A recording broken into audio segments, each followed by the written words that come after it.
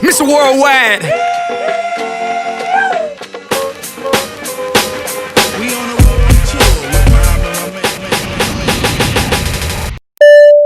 What's happening, everybody? Welcome to another exciting episode of Global Brothers Podcast. It's the Dandy here with you. Got my man Big Heath in the building. What's cracking, brother? Peace. Peace, brother. Hey, man, you see my background today? I got the desert with me. You know what I mean? Gotta show people where we at. Yeah, that's messed up. I got an old MacBook, so I can't do that. Hey, man, step that game up, brother. We got a dear friend, basically a young brother, little brother of mine on the show, and we're going to get after it. This is a gentleman who we worked together, we played together, we spent a lot of time growing up, and I'm happy that he's on our show. There's actually 3 people that I wanted to see on the Breakfast Club, and that's Leon Ford, Lamont Rucker, and Damon Young. And neither of the 3, I don't think you've been on, Damon, right? No, I haven't been on, no. Right, and neither of the 3 have been on the show, on the Breakfast Club, and I'm like, why not? Well, all 3 have been on Global Brothers Podcast. Yeah, boy. So I'm happy about that. Yeah, welcome to the show, man. Yeah, thank you. Thank you for having me. I'm happy to be here. Thank you. My apologies to everyone. I was having some technical difficulties trying to get on. My Zoom is acting real black right now, so we have to fix that. Dig it. I'll give him the hard and fast of it, Damon. For those of you that aren't familiar, Damon Young is a writer, satirist, humorist, co-founder of verysmartbrothers.com, and also the author of What Doesn't Kill You Makes You Blacker, which has become very, very, very relevant now, even though it was wonderful before. But we know the kind of time that we're living in, and the people are really shouting out now. Matter of fact, just yesterday I read that books on being black are like selling out right now. Barnes & Noble and Amazon is crazy. So Damon, I don't know if you started to feel that. Yeah, I mean, my book right now on Amazon is out of stock. Or the paperback version's out of stock. You can still get the hardcover, but the paperback's out of stock right now. So I don't know how many they carry there. I don't know who the supplier is, but yeah, you can't get it from Amazon right now. And the thing is, if you're going to buy a book, I recommend you not get it from Amazon. Go to a local bookstore, go to a black-owned bookstore, Bobby's, Source Booksellers, any of the independent bookstores, even Barnes & Noble, ahead of getting a thing from Amazon. But again, though, it's the trend now to have written a thing about blackness, and now everyone wants to have some sort of educational crash course on it. Right. And so, whatever. Yeah, trying to think. Dr. Gloria Ladson Billings, I forget which book she wrote, but I heard her speak at Duquesne University, and she said, in some way, she said, urban education for white people is like a data plantation, because what they do is they go in and they learn how to treat, they learn the black experience, and they learn how to educate black people and be amongst black and be in black spaces or whatever, and then they leave and they get their doctorate from that experience. Just today, I'm hiring teachers right now, and just today, I looked at a lady from Sweden. I think she lives she lives somewhere else, but she's from Sweden. She lives somewhere else, and she is writing. She did a dissertation on the African American experience in America.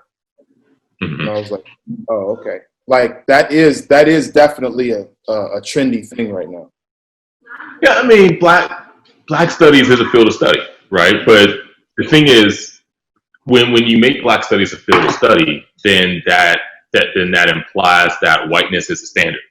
Yeah. When white studies should also be a field of study. And the thing is, we all have PhDs in white studies. We know white people better than that, especially if you're from Pittsburgh. Yeah. From America, from Pittsburgh, you know white people better than they know themselves. Yeah. And so whiteness being like the standard and being the baseline for every other culture, it's just a part of this conversation and a part of this this reckoning that's happening now that needs to shift, that needs to change, because there is a definite white culture too. Their culture isn't standard culture; it is white culture, and it's funny even thinking about. I watch a lot of comedy, just to get some tidbits on how to write and how to structure jokes and how to build punchlines and the rhythm. And black comedy is almost considered its own thing, and that suggests that white comedy is the baseline. And when you think of white comedy, you think of and you think of a very specific type of comedy. You think of this New York upper middle class, Tony Effect, like Woody Allen, Jerry Seinfeld sort of thing. But that's a very specific brand of comedy too. Right. And again, Black studies, they're white people can get their PhDs in Black studies. And I hope 10 years from now, there's niggas getting PhDs in white studies, because white studies is an actual thing. We need to study these motherfuckers. Right. Well, like you said, I've echoed that, and I've actually told some of my white colleagues, when something goes down in the workspace or something like that, and they're alarmed or they're surprised that I know what's going on, and I'm like, well, yeah, I saw that coming, because I have my PhD. I've used that phrase. I have my PhD, and I could see it coming from a mile away. So it's almost like we know them better than they know themselves. Isn't and the thing is, one thing I'll say really quickly, just about Black Americans specifically. I'm speaking of this in the Black American context. One of the more underrated, negative aspects of white supremacy is that it doesn't allow white people to actually be fully human. Doesn't allow people who practice that to develop empathy, to develop compassion, to develop perspective. And if there's one of the many benefits of being black in America, is that you're able to be fully human. And you're able to be fully human in a way that people who practice oppression, people who subjugate, people who have bias, people who murder, don't. Hey, we jumped right in, right, Dandy? I mean, this guy, I wasn't expecting, right? Let's get Dame to go back. I feel like I was along for the ride, right? So, I kind of was there with the guy and watched him and everything. I can even go back to probably one of our first interactions. It was down probably Reisenstein on the court, on the basketball court with Dame. So we probably don't need to go back that far. But let's at least go back to when you decided or when you realized you had a knack or a passion or a gift even to start doing what you're doing. I mean, that's a difficult question to answer, just because writing had always been a thing. Like, so I went to college basketball scholarship, and that's how me and Heath knew. That's how we met each other, through hooping. Where he was, one of the older guys, and I was one of the young guys. I actually didn't stand this motherfucker at first, but that's what I was getting. And you talk a lot of shit. You still do talk a lot of shit, but you talk a lot of shit then. And I'm like, who is this? I knew who you were too, and I was like, who?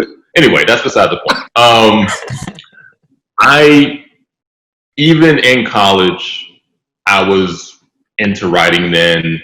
I went to school in the late 90s, early aughts, and if you remember that time, that was when deaf poetry and like the Love Jones era was the zeitgeist, kind of created was the I guess the mood of the whole culture right then. And I was a part of that.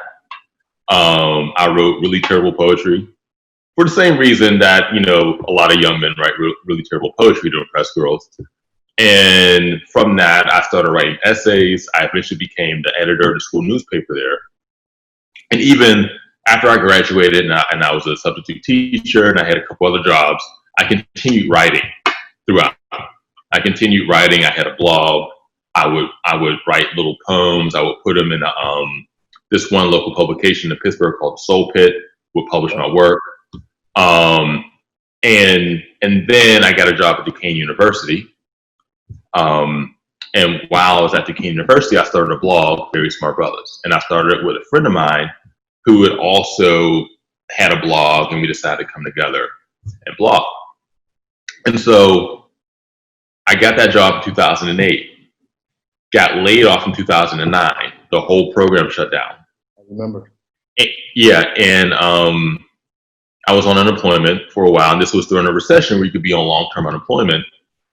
And I thought to myself, I was like, you know what, do I want to keep working these education-related jobs that, you know, where things are shutting down in 18 months or funding is leaving or, you know, or whatever? Or do I want to actually see if I could write for a living, if I could make a living doing this thing that I love doing? So in around 2010 was probably the first year that I wrote full time.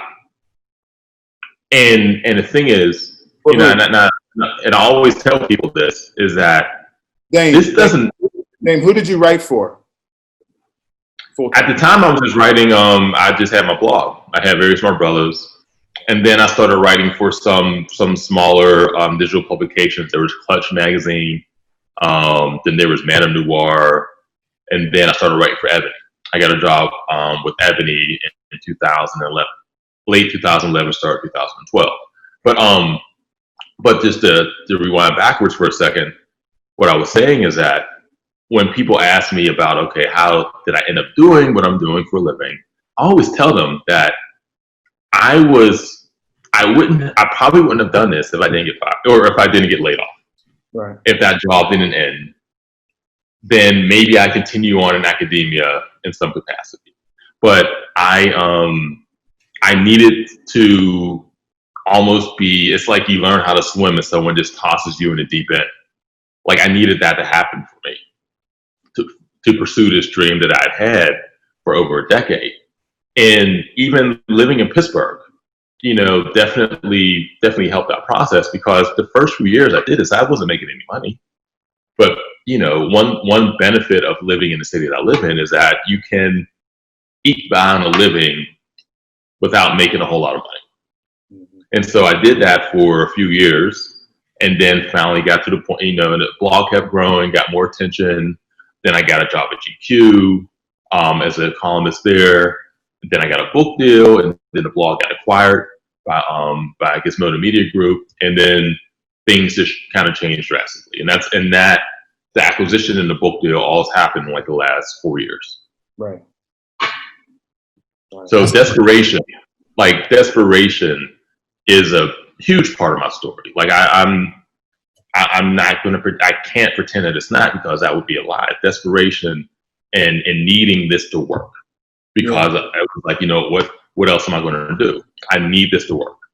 You know, you remember playing basketball, you know, coaches, you know, camps, everybody would say, what is it? Luck is when preparation meets opportunity, right? Uh-huh. Hearing you speak, I was like, well, wow, but you were prepared for that opportunity though. Like once you start making the money, you were still, I guess, just well-groomed, well-prepared for writing, you know, doing your own thing on your own blog and for other, you know, smaller media outlets. So I think, you know, you were at least ready. You didn't get thrown into a fire and burned. Yeah, I was ready. And also, you know, and I keep it 100, I got better. Like, okay, so when I first started Very Smart Brothers, and it started, you know, to get some traction, get some momentum, I reached out to like Slate and The Atlantic and a couple other digital publications. I still have those emails too, just wanting to, hey, you know, if you have any columnist thing open, or do you want this pitch, or blah, blah, blah. And all of those ideas, you know, all those pitches or emails or whatever got rejected or unanswered, or people like, hey, you know, we like you, but I don't know if you're a great fit for this. And at the time, I felt like, you know what, they just don't believe in me. I'm just this Pittsburgh nigga with a blog. this is some classism, some elitism happening. And I'm not going to say that that's not a part of it too, but I also needed to get better. I also needed to work on my craft and get better to get to a point where I could do this for a living, right, and not just run my own blog. Right. And so, and that's another part of, I guess, the story that people neglect to mention sometimes when they talk about their failures. And the failures is centered in this lack of opportunity. And sometimes the lack of opportunity is there, but sometimes you also need to pivot. You also need to put your nose down, put your head down, work, and get better at your craft. And then once you get better, then people will start, hey, instead of you pitching, people will pitch you. Right. Like, hey, do you want to be a part of this thing? Hey, I'll create this job for you. Right. I've heard you, I've read that you said that you have post-brokenness disorder. Yeah. When you become successful and in demand, as you say, with people coming to you with opportunities, aren't you a bit beyond that though as well? No. And the term for it is PTSD, post-traumatic brokenness disorder. And okay, let's tell us a story really quickly. 2013. And this is, I'd already started writing full time. I was working at Ebony magazine. I was a contributing editor there, and Ebony would be kind of funny with paying people on time. Okay. Ebony? Really? Yes, Ebony. And a couple delayed, and you get a couple delayed paychecks. That starts like a snowball effect where it's like, okay, well, you start to think about, okay, what can I pay that they're not going to shut? What can I let go that they're not going to shut off immediately, and what do I need to pay immediately? So it's like, okay, I need to pay my cable, my internet immediately because I need that to work. I need to pay my rent immediately because I need that to have a place. Car insurance, yeah, because they will come and get your car. You can't be riding dirty in Pittsburgh. But car payment, that's something that if you're like a month or two late, they will not just come and get your car. Like, they will give you a little bit of time if you're like a month or two late. But a month or two ended up being 2 or 3. And I'm ignoring calls. They're calling me. I'm just not picking up the phone. I'm not answering the letters, whatever. And then I come outside one day and a car is gone. And I think that my immediate thought is that someone stole it. And so I called the police to report, a robbery. And they're like, nigga, nobody stole your car, man. You need to pay your fucking bills. They didn't say that, but I could hear it. It was a black operator that picked up too, and I could hear it in her phone. Like, you broke, Nick. And so I eventually ended up getting that back. I had to borrow some money from some friends. I joined this church just to belong to the church's credit union. And I did all this. Yeah, no, seriously. And again, that happened in 2013. But I still feel the remnants of that. Like, if I'm just sitting home doing this and you hear that really distinct beep, beep, beep of a large truck backing up in the street, my fight or flight begins to engage. And I start to think, oh, is someone coming to get my car again? And my car is paid for. Right. It's in a garage. It's literally in a garage. Well, it's not in a garage right now, but I have a garage. The car is paid for.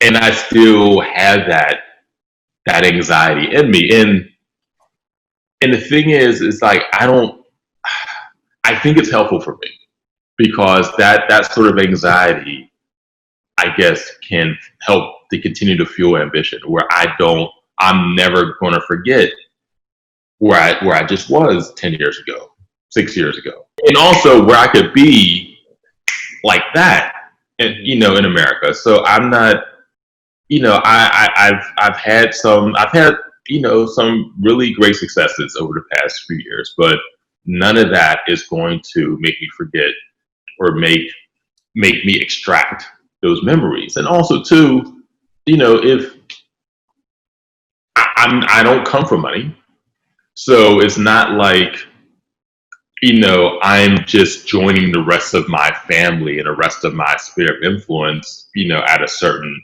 financial level. Like right now, I'm paying phone bills for people that don't live here.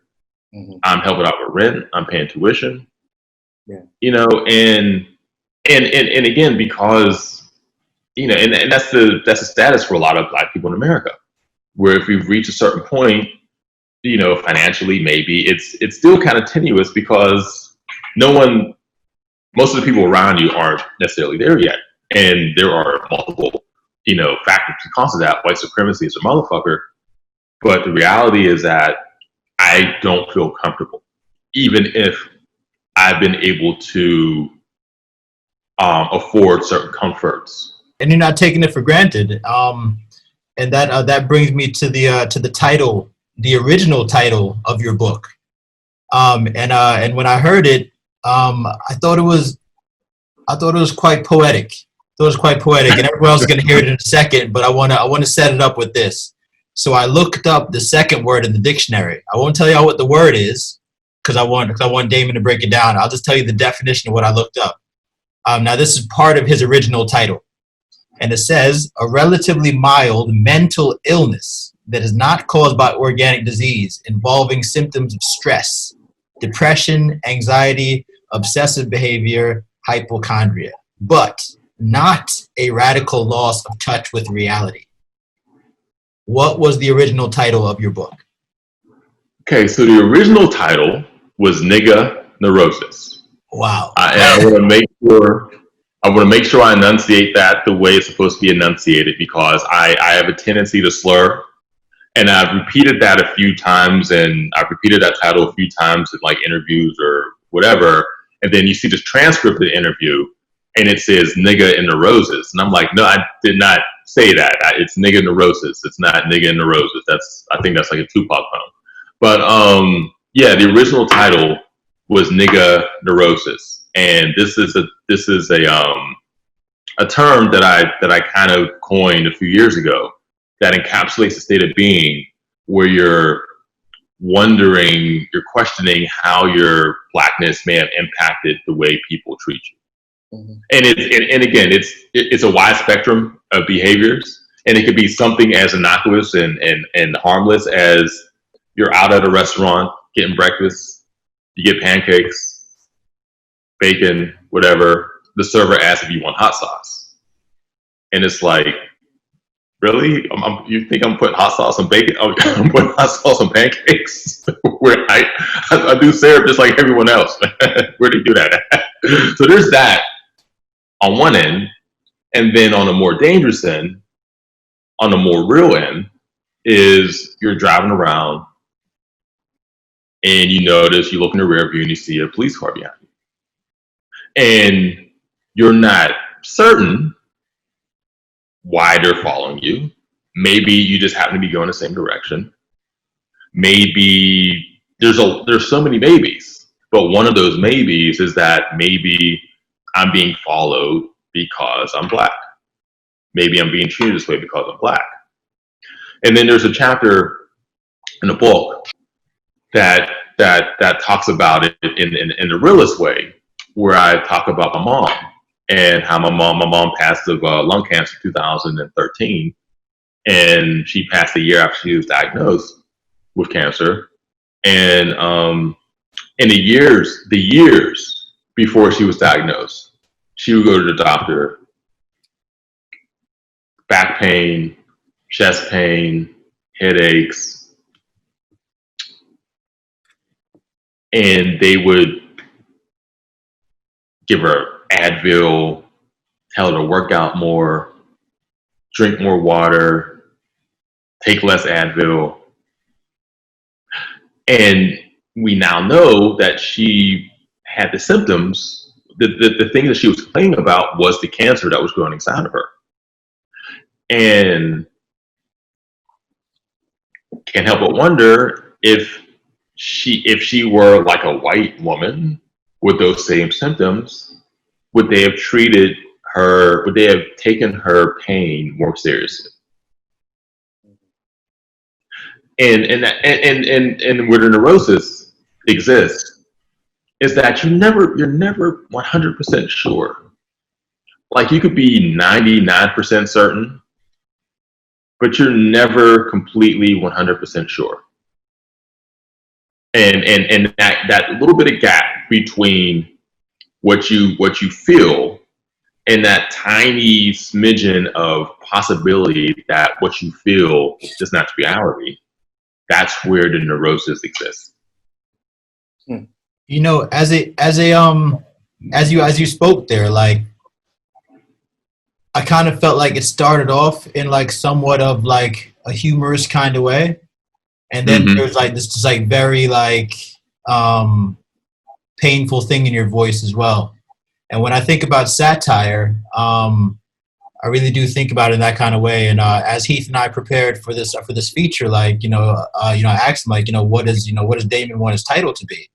Then he told me like satirist, humorist, writer. I'm like, why humorist and a satirist? I was thinking, but like I completely understand like just by hearing you tell that story, like it's like a duality, in a sense.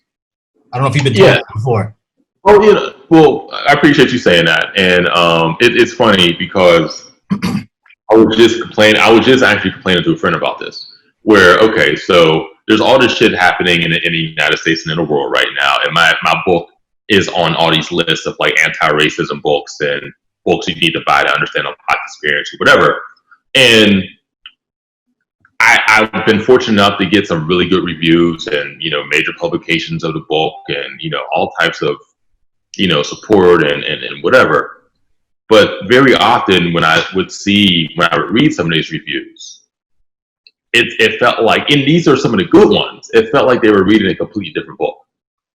And my man Casey Lehman, who wrote an amazing memoir, Heavy, I remember before I published my book, he said, beware of those good reviews.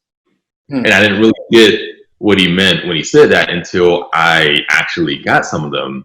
And some of those reviews just really zeroed in on some of the pain and some of the trauma or whatever that's in my work, and some of the deeper things I talk about. When my book is basically a humor book, but it's almost like some white people, when they read a work from a Black person, or when they engage in any sort of content from a Black person, it's either, okay, this is Mark Lawrence, so it's going to be funny. This is Kevin Hart, so it's going to be funny. Or this is, I don't know, this is Ibram Kendi, and it's going to be like completely serious. And they can't get that sometimes there's a fusion. That sometimes, people are going to talk about maybe darker themes, but use their natural humor, their natural way of observing things as a way to tell that story. And again, that's the humor part. That's a foundational part of my story, of my work, of the way I see the world. But you can read some of these reviews and it's like, it's a 500-word long review, and not once did it say anything about anything being funny or anything, being or any satire.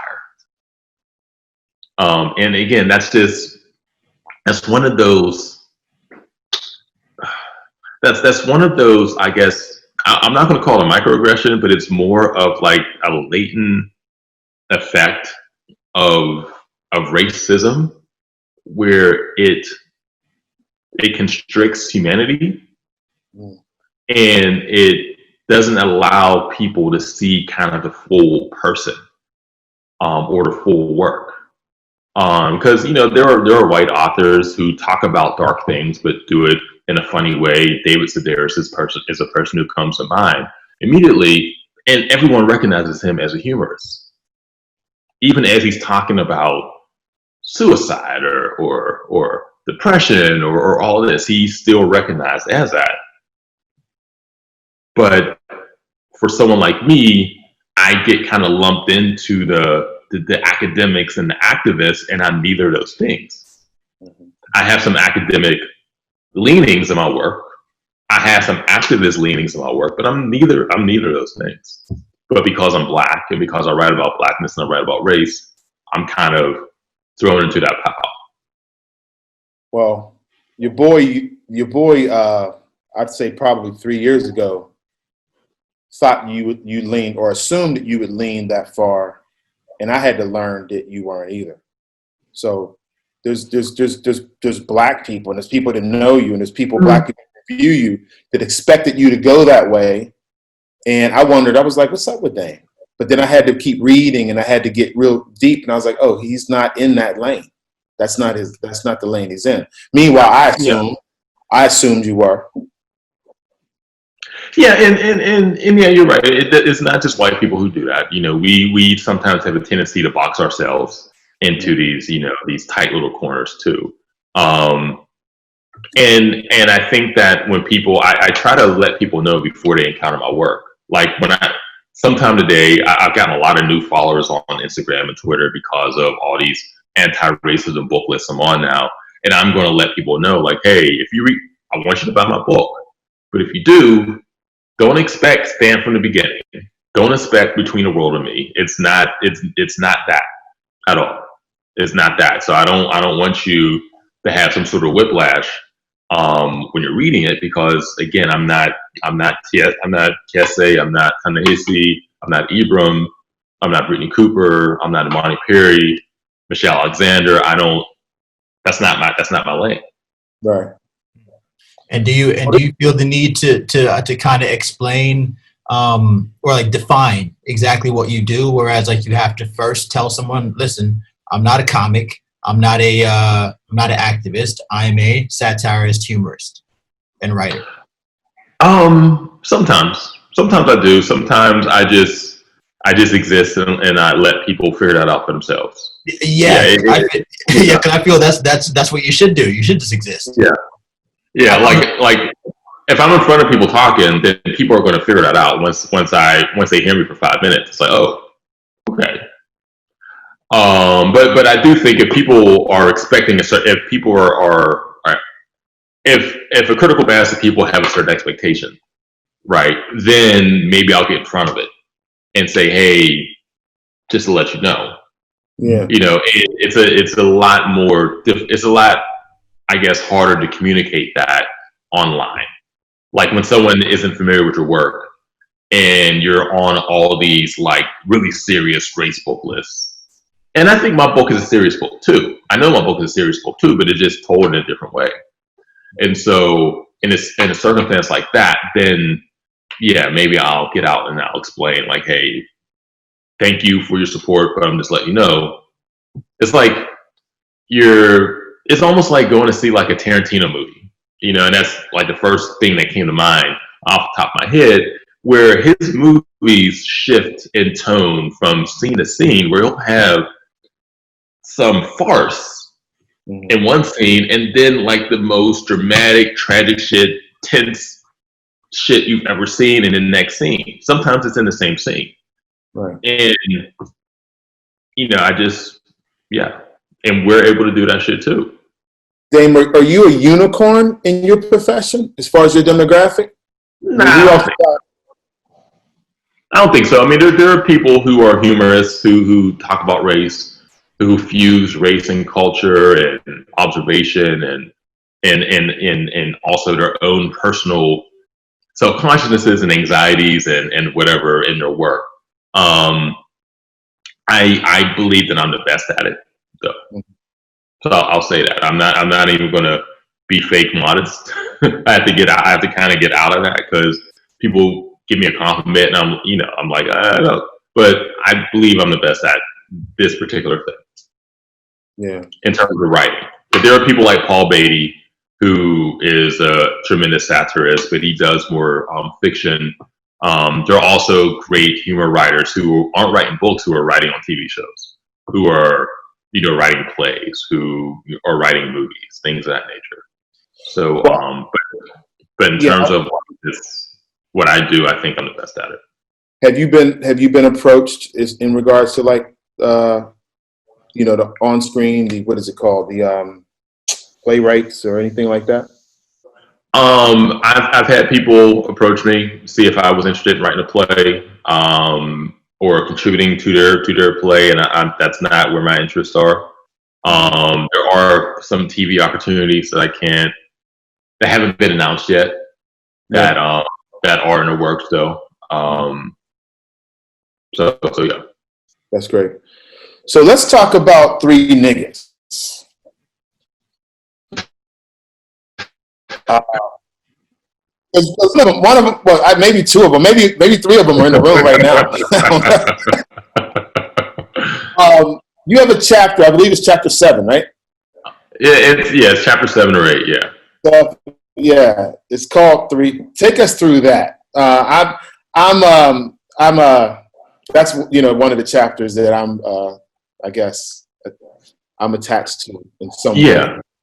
Okay. So explain to everybody about that chapter. 3 niggas. There are at least two niggas that were in this that I know. I see you, Heath, and my man Brian is also. I think he's still here.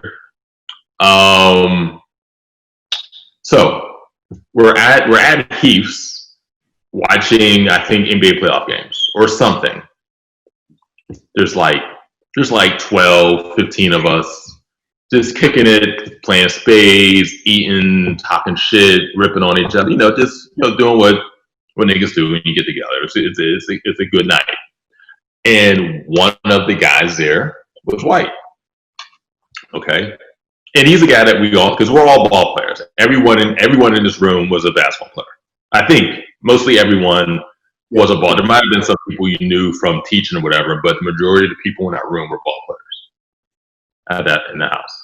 And so the night continues, and people have had something to drink, some people have smoked, whatever.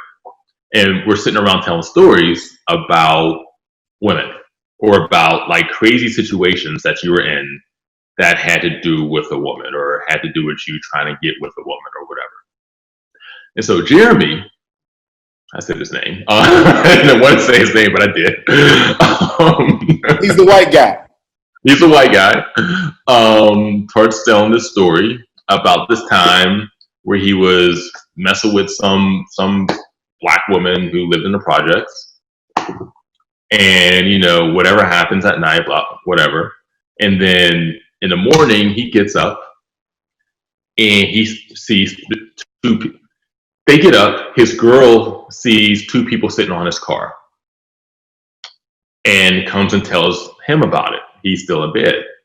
And so this is him, Jeremy, telling the story to us. So yeah, blase, whatever. And then, get up the next morning, right? And my girl gets up and is like, yo, Jay, there's 2 niggas sitting on your car. And I look out the window and like, lo and behold, there are 2 niggas sitting on my car. And he continues the story, right? And everyone continues the story with everybody quiet. Everybody's just like,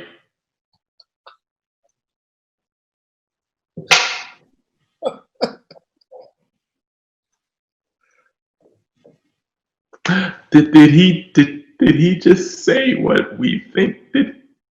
Because we were just in shock. It wasn't like I joke in the book that I go through like some scenarios, and scenario 1 is that we like set him on fire and lynch him or something. But the reality was that we were in shock because it was so nonchalant.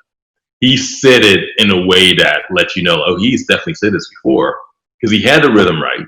He had the conjugation right. He used it the exact right way. He enunciated. He used it the way the rest of the niggas in the room would have used it. And then after a few seconds, I remember Brian B. Curl was like, "Yo, end the story. Story time's over. Story time's over. End the story. End the story. End the story. It's done."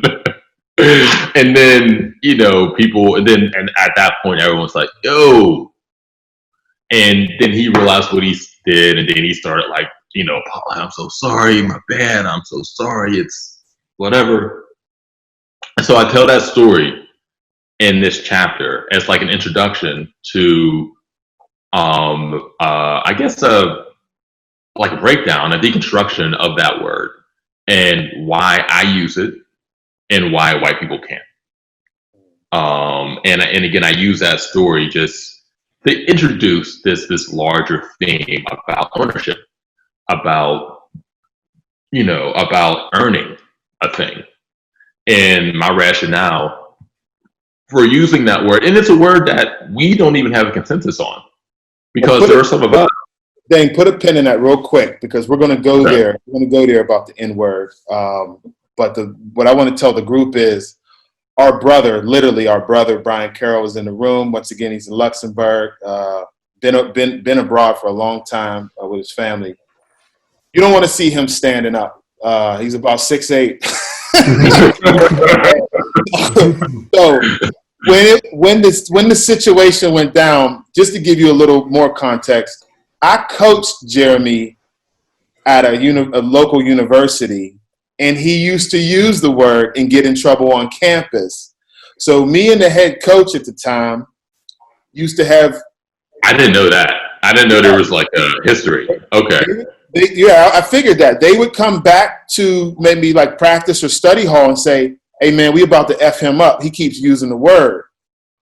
And it was in the same spaces where it would be a dorm room full of guys, possibly alcohol, and that's when it would come out. Well, he was an adult at the time with us, right? And he did the exact same thing. He didn't learn his lesson. As a matter of fact, I believe he got into a fight on campus about the same. So Brian Carroll, I watched everybody when it went down. I was already aware of Jeremy can do that and slip up. He probably wouldn't have been invited if I would have understood group dynamics, right? So I watched Brian and was like, man, Brian's about to go. Like, this dude's about to go up in my house. Like, I'm looking at my furniture right now, right? So, but Brian kept his cool. But you did check him, Brian. I mean, you checked him hard. So I remember that part. So, Dan, let's transition, because I want to stay, well, not even transition. I want to stay with the use of the N word. Okay. So let's get to that as well. Yeah, but as I was saying, it's a word that there's not even consensus among us about whether or not to use it. There are black people, and there are black people who have good rationales. You're like, you know what? This is a word that has been used to subjugate, used to hate, used to control, and I just don't want that word. I just don't see the value in reappropriating that word. And that's I'm not going to argue with people who feel that way. Like, if that's you, then, if we're in conversation, I'm not going to use that word with you. It's that simple. And it's that easy. It's like, you know what? Yeah, I'll respect that for you. But for me, that word has always been a word of community, a word of love. I would hear my parent, like, I would be upstairs at night pretending to be asleep, and I would hear my parents downstairs using it with each other. And I remember thinking to myself, dreaming about meeting a woman one day that I could nigga banter with, the way my parents were talking to each other. When I grew up on basketball courts, the court behind the Penley courts, the courts behind Peabody High School, Mellon Park, Rosenstein, and I got that little nigga. Oh, that's my nigga. That's my nigga D. That's that little nigga. And again, it was all, at that point, it was all love. Same thing when I would be in Newcastle, which is a city about an hour north of Pittsburgh, and a lot of my family's from there. And I would spend a lot of time there in the summertime, and my uncles and whatever would be there, and they would use it with each other, and they would use it with me. And again, that word has always been a word of community, and not just a word of community, a word of honesty, because it's a word that you use when you are cutting through like all your degrees and your status and your money, all that shit don't matter. It's like, nigga, come on. it's a word that kind of cuts to the meat of you, cuts to the bone of you. And for me, that word has always been that, and I use it. It's in my book a lot. Like I know, there are websites you can go and see how many times "fuck" has been used in like Goodfellas or whatever. There should be like a nigga counter in my, because there are probably at least 200 instances of me using that word in the book, maybe 100. I don't know. That's still a lot though for a 300-page book. Have you gotten backlash or like, strong critiques by maybe even some of your elders, some of your mentors, or, just some theme writers? Strong critiques. I won't say strong critiques, but I've gotten critiques. Like I've done, when my book came out and I did a tour, when I was in Brooklyn and also when I was in DC, an older person in the crowd, when it became like the Q&A time, brought that up and brought up how uncomfortable they were with me using that word. And I told them the same thing that I'm telling everyone here, where it's, I kind of treat it the same way you would treat a profanity, where, you're not going to be in your grandma's house, F this, whatever. But if you're talking to people that you're familiar with, or if you're a creative and you're creating work, then I use all the words at my disposal. And so if you're going to engage with my work, you're going to have to engage with that. That's just reality.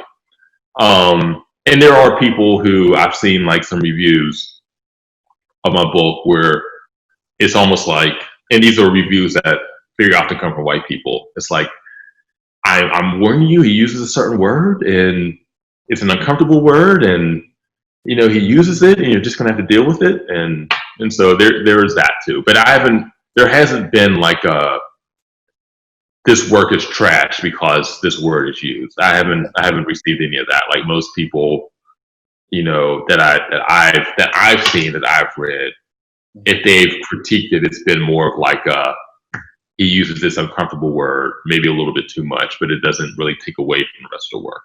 Yeah, the context, of course, that's everything, right?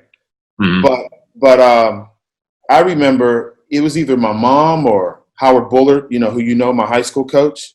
Mm-hmm. We had a discussion on it in a debate about the word. And I've had this debate with a couple other elders, older people who, maybe baby boomers or whatever. And I had to say to them or check them and say, well, when I was younger, Eddie Murphy, Raw, Moms Mabley, Red Fox, y'all were laughing. Like you guys were cracking up laughing at nigga please, So the fact that it actually was handed to us, and it got morphed into media and everywhere, hip hop, culture, urban black culture. They've gotten more conservative, but way back in their Woodstock era. And that makes sense though too. I mean that like I am not gonna. I'm not going to minimize. Real quick, James, I'm sorry. George Jefferson used it, and there was a laugh track behind it on the Jeffersons. Yeah, like I'm not going to minimize that feeling of someone who grew up in an era that was a lot more dangerous than the era we grew up in. Like that, and that's just reality where things aren't great, but they are better than they were for us in the 60s. That's just in the 50s and 60s. That's just the reality. And so for someone who grew up in that era and may have heard that word, in a negative manner towards them repeatedly, and then to kind of the culture moves, decades pass, and now it's everywhere. It's in all the music. It's in all of the TV, not just comedy, not just stand-up acts. It's in sitcoms, family sitcoms. Definitely. And to go from that to that, and now seeing some white people feeling like they have some, not just white people, but non-black people, because there are other, like when I was in school in New York, that was the first time hearing Latinos say nigga. And they said it the way, and some of these Latinos looked white.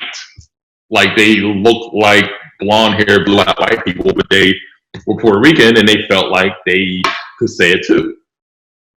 And so I get someone who's like 60, 70 years old and witnesses that. And it's like, you know what? I kind of want us to bring this back now. Like we put it out there for a little bit, but now it's getting a little bit out of control. So I get it. I don't agree, but I get it. Yeah. Someone asked a differentiating question. I mean, I know it sounds pretty obvious to us, but just like the pronunciation of it, as well as I would add to what she's asking in terms of the context of usage. Because for me, I don't really think, like, I don't really dwell too hard on it as an age thing, because I never really used it heavy even when I was a kid, but that's because my parents were like, we'll fuck you up. Mm-hmm. Like, you got so many better words to use. You've got a big vocabulary, use it, kind of thing. But I don't correct other people that are us about using it. I don't know if you'd consider that aiding and abetting or whatever, but again, like, you know, things about context as well. I just want to finish what she's asking. Okay. She says, is it okay to say nigga, A, ER, or negro? I mean, negro is kind of one of those words that has aged out of the lexicon, where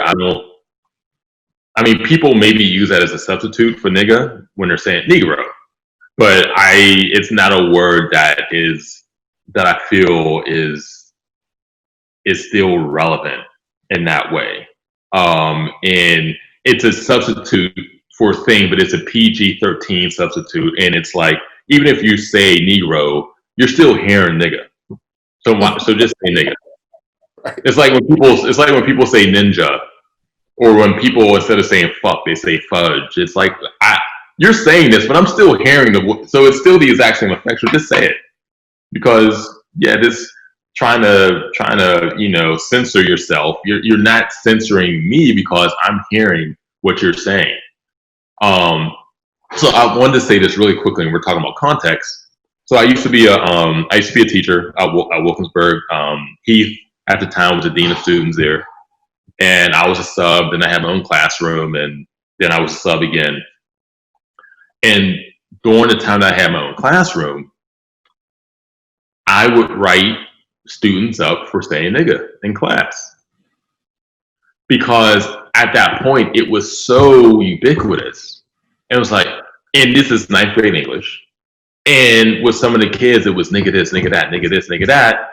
And so I told them, like, if you keep doing this, I'm gonna write you up and send you and I told Heath I was gonna do this. And the thing is, after doing this for about a month, what started happening is that they would still use it sometimes, but you would find them kind of editing themselves and recognizing, like, oh, my bad, Mr. Young.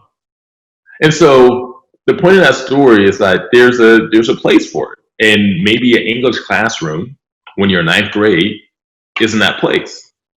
But a 40-year-old writing a book, you use it all you want. Or those same kids, if a lot of them recorded rap music or whatever and would freestyle lunchtime, use it then too. But if you're in class right now, then I would prefer that you didn't, even though I use it too.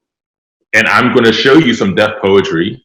I'm going to show you some rap lyrics in our poetry section, so you could figure out the metaphors and the similes and the onomatopoeia and all that stuff in there, and it's going to have that word. Yeah, it's hard not to be a hypocrite in some instances, and I find myself within that as well, because I mean, some of my favorite lyricists or comedians, Dave Chappelle, Eddie Murphy, etc., and like, lyricist wise, like, obviously throw the word around like it's like just saying hello. So for me, like, to like take offense with someone else saying. I'm just like, well, you know, I listen to the stuff though. But I would say, like, you know, along lines of what you were saying of time and place. You know, it's like you have other things to say. So it's one thing if it's like that's all that comes out of your mouth and that's all that you say. It's another thing if you use it for effect. And I feel like what you're saying is you use it for effect within the book. Yeah, and yes, that's definitely true. Or at least that's what I tend to do. And also, I don't believe that that's hypocrisy. Okay. Because as you were saying, you know, context matters, right? Context and place and status and situation, all that stuff matters. It matters who you're talking to. It matters, like for instance, if I've never met either of the Obamas, but if Barack Obama came up to me and was like, "What's up, my nigga?" I would, what's up, my nigga B? You know, what's good? Whatever. Would I approach Michelle that way? Hell no. You know, and it's not always even just like a distinction between like a male, female, or cisgender, male, cisgender, female sort of thing. It's just, again, context matters. Right. And I even say in that chapter that it's a word that suggests a familiarity. And as much as I use it, if someone that I've never met before comes up to me and it's like, "Yo, what's up, my nigga?" You don't know me like that. You don't even know my name right now. And so, yeah, context and situation matters. So do you feel like you know Barack better than you know Michelle? What are you saying? No, but I'm just saying, if we approach familiarity, I would return her energy. But if she hasn't approached me that way, then I'm not going to give that energy. Right. Right. That's funny. So like speaking of that, and in terms of like who you're talking to, familiarity, who is your audience?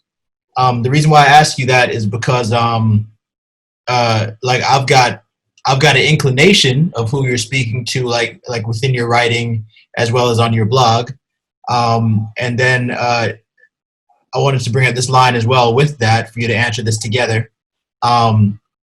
It's just a saying. I was trying to find who said it first, but I couldn't find it. It's a saying: if you want to hide something from a black person, hide it in a book. So then I go back to who is your audience? Good one, right? weighted question. My audience is me. That's my primary target audience. I write things I want to read. I write the things that would entertain me. I write things that would make me laugh. I write the things that I want to exist in the world, that I want to exist in the world. I write the things that I wish that a 15 or 25-year-old me would have read, could have read. A 30-year-old me, shit. And so that's my primary audience. And then I extrapolate out, and then it's us. You know, I'm writing for us. You know, in my book, I don't like explain things. I write things. Just use this example. I write about Pittsburgh a lot in the book. I'm from Pittsburgh. I still live in Pittsburgh, and that's mentioned very often in like reviews and when people talk about the book, about how it's a very Pittsburgh book. And that was intentional because I'm used to consuming art that is very Atlanta or very Harlem or very Brooklyn or very Chicago, where this art that, that it's also about a place and it's not self-conscious about being about that place. So why not create a black book that's also a Pittsburgh book too, that also references things and doesn't explain them. Like I'll reference Kennywood, and I'm not going to explain to you that it's an amusement park. I'm just going to reference Kennywood, and you need to use your context clues to understand where it is, the same way I use my context clues to understand Coney Island, or what a bodega was, or the Verrazano, or all these other very New York specific terms that I grew up reading and consuming and didn't have explained to me.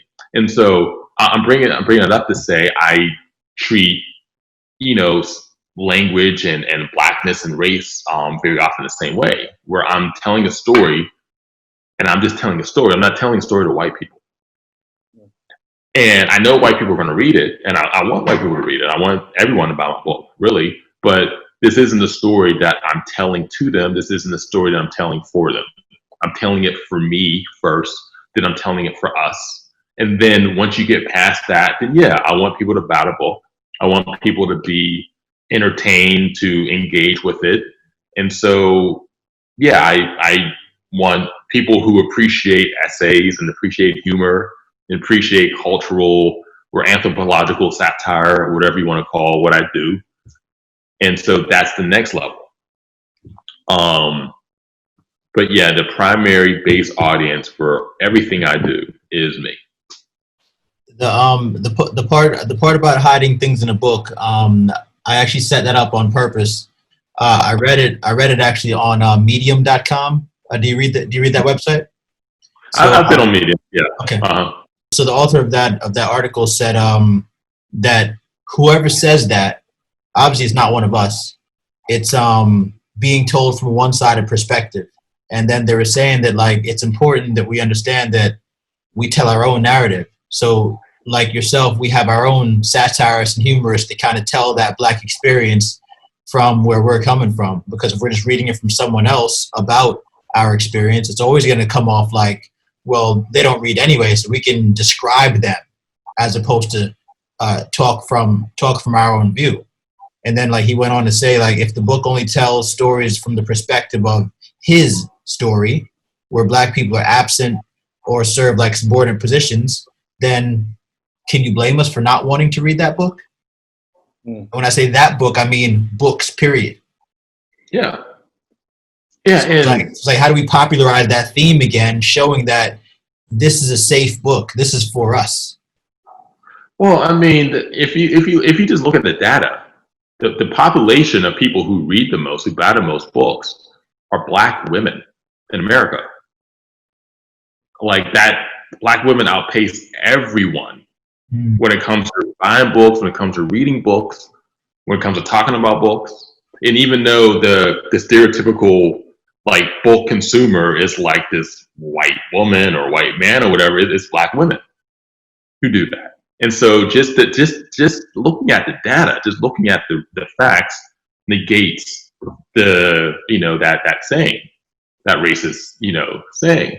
And yeah, it feels ridiculous to, you know, I know Kanye joked on New Slaves that niggas don't read, but niggas do read.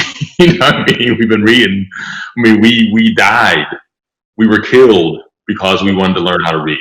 For reading, exactly. You know, education has always been, you know, people talk about, you know, financial literacy and financial independence, which is, you know, it's, if that is your gospel, then more power to you. But I've always believed that education, that just learning and being worldly and just having perspective and developing empathy and compassion, those are the things that if you want to be a fool, or if you want to be the best possible person, and if you want to be truly free, those are the things that we need to go towards. And again, that's a thing that we've realized forever, because again, we've died. We used to read when reading was punishable by death. Literacy was punishable by death, and we were still like, this isn't even our language. No. And we're still reading, we're still learning how to write, we're still building our own schools. And again, if anyone even, just to let you know how serious that is, you know, just think of how serious white people are about schools, about moving a certain neighborhood. Like the reason why they live in certain neighborhoods, the reason why, you know, they were so opposed to integration was because of schools. Yeah, was exactly. Because of them putting a value, a misplaced value, a racist value, thinking that we would kind of, you know, cheapen or invade or infest their education. But it was still about education. and we value education too. And again, any suggestion that we don't. And the thing is, one thing that I loved about The Wire, particularly season 4 of The Wire, is that it showed that all kids, are thirsty to be educated. Yeah. You just have to make sure which education they're getting. Are they getting the school education, the book education, or are they getting the street education? Or maybe you're getting both. Yeah. But to act like we are averse to knowledge or averse to learning, that is ridiculous. Because again, it's in our DNA, it's in our genes. Where we fought for the right. So we literally fought and died for the right to learn. Feeling chills as he said that, because like it's so deep, like it literally was illegal. And then consider the other way. Why was it illegal? Because white people understood that if black people couldn't read and understand them, we could easily catch up and outpace them. Yeah. So like obviously that would be the most dangerous thing. Even having a slave with a sharp implement, a sharp tool out in the field, they weren't scared of that. No, to be able to read is more dangerous than any weapon. So that's a very, very telling, and I hope like everyone understands like how how deep that is. So like yeah, whoever made up that farce of a line, because I said it like out of like to provoke a thought.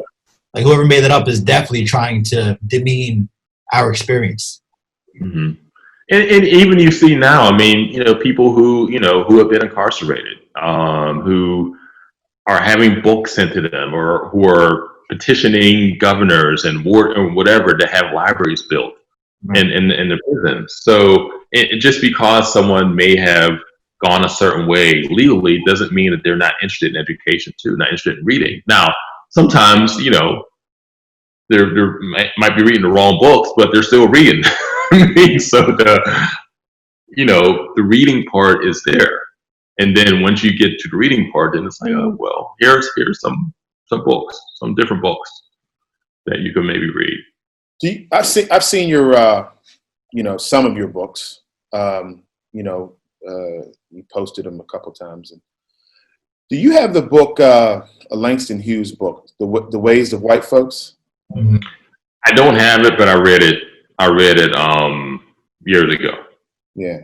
Reason I ask is because I want a Damon Young 2020 version of that.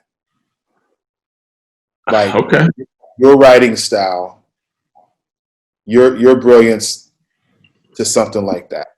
Because I'm not sure how long ago you read it, but I even brought it over here. There's a lot of books I have back home, but I brought some here, and how he wrote that was, I think I had to put it down a couple times. Mm-hmm. But I think if you translate it in your way of writing, it would be pretty interesting. Oh, okay. Yeah, and it might be easier to consume the way you write, because I'm just going to take that comparison to Langston Hughes. I'm gonna put it in my pocket. Yeah. I'm going to keep it. Thank you. I haven't heard that one before. I appreciate it. Even it wasn't you didn't compare it. You put us in the same sentence, but I heard a comparison. Yeah, so yeah. I'm going to savor that, and that's going to be my takeaway for today from this. Thank you. Run with that, bro. That's a huge props right there, and consider that theme. Whereas in music, we're very used to producers taking an old school track and remixing it, right? Why don't authors do that? As well. Take like old books and remix the theme, and then make it like for like modern day, so that like people reading it don't even they're like, oh, like this is a new idea. However, that's what I see. That's exactly what I see in Dame writing something like that. Because you kind of described Toni Morrison. Now here I go throwing another one out, right? When you were talking about, I was thinking about FUBU for some reason. Instead of for us by us, it's for everybody by us, right? So you were saying you want white people to read your books, blah blah blah, but it's coming from here, and I'm not going to explain and walk you through it. So Toni Morrison, when she was, I think it was the Charlie, what was his name? That interview. Charlie Rose. Charlie Rose. Rose. Yeah, the Charlie Rose interview. She said, "Just read my books. You know, I'm not going to explain to you, and I'm not going to walk you through it and hold your hand, and just read my books. Figure it out. Figure it out." So. Yeah, I mean, again, Langston and now Toni Morrison. I mean, you if you want to just keep throwing names out there and putting my name in the same sentence, you go ahead. I'll just sit here and listen and consume and receive all of this. Right. But to the question about, I guess, the remix, and I think with writing it's a little different. And I'm going to even bring rap music into this because rap music is very, like, the writing of the music is, the essential part of it. Whereas with other songs that are sung, it's the words matter, but also, like, the instrumentation of the voice. Yeah. And so how I'll Always Love You, it's a Dolly Parton song, but then Whitney Houston sung it. And it's two completely different songs. Yeah. And so with a writing specific thing, you don't necessarily want to recreate someone else's thing. So it's not this. It's a different context as like a cover, because again, a cover, you're putting your own spin on it, but you're kind of using the same words, but the words are part of it, but they're not the main thing. But with writing and also with rap, and this is why you don't see those sorts of covers with rap music, because it's like, why are you just write your own rhyme? Why are you, you might, like Jay-Z always did this, where he was bringing like certain Biggie lines into his work, but he's not taking a whole song. Right.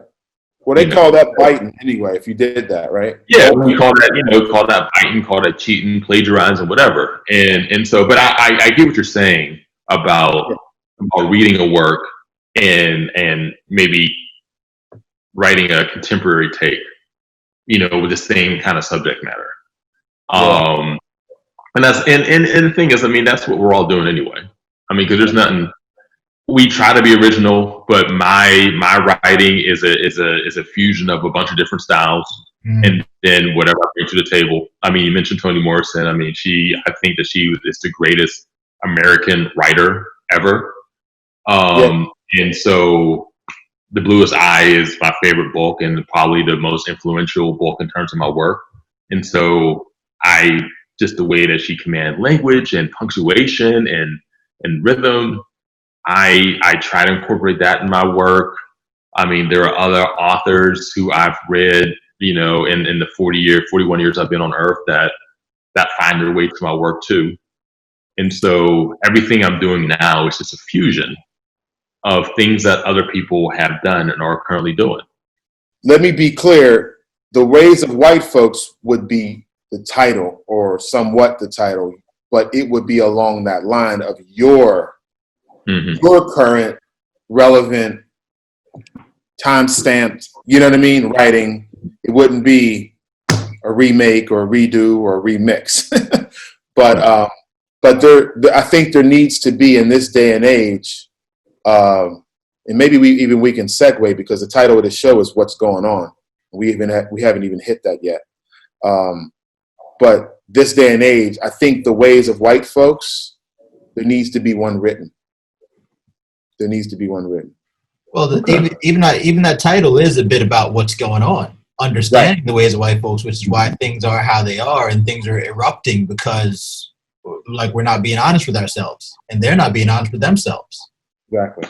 And like, to that point, Damon, like it's been said, an artist's job is to mimic the times. How do you feel responsible as an author, as a satirist, to be speaking about what's happening right now? So I don't think that an artist's job is to mimic the times. I think that an artist's job is to tell the truth. And the truth comes out whichever way you want it to come out. The truth could be in short story and in the themes and the underlying, the underlying arcs and, the lower frequencies that are built into that story. You know, the truth could be your own assessment of what's happening, you know, and your own like understanding and how it relates to what's happening inside of you. You know, the truth, your truth could also just literally be a chronicle of the time, where you're creating a thing that captures what's happening in a moment, and it's this thing that exists, you know, as part of like the historical record, where you want to create this thing that people will be able to come back to 20, 30, 50 years from now and be like, okay, this is exactly what was happening during that time. And so, yeah, there are different ways to chronicle truth, but I believe that, you know, and you could tell the truth through lies. You know, you can tell the truth. You could tell the truth by creating stories. You know, you could tell the truth by satire, by parody, by all of that. You know, but I think that's a artist's job, is to be as honest as they can be in their work. Can I play devil's advocate to that? Whereas if we're just if we're taking such a creative license with that, and sorry, Nina Simone had said that. I forgot the name. Yeah. So if we're taking such a creative license with that, I think what she meant by saying that was that what's going on is what's going on. You can embellish a bit and stretch it a bit, you know, in terms of like magnifying the situation to get a bigger response. However, looking at it from their perspective, in terms of like the average white American that just says like, oh, get over it, that was a long time ago, or it's not that big a deal, or everyone has a chance. Don't you think that if we're not actually telling it how it is and how serious it is from our perspective, that we're empowering them and emboldening their point of it's not that big a deal? Get over it. Well, there are people whose function, there are people who are academics, or people who are journalists, who are trained journalists, who, that is more the function of their job. Where they're putting what's happening currently into a context, into an historical context, into a social context, into a cultural context. But that's not everyone's job. That's not everyone's job to do that. And also too, I'm gonna keep it 100. It's not our job to educate white people.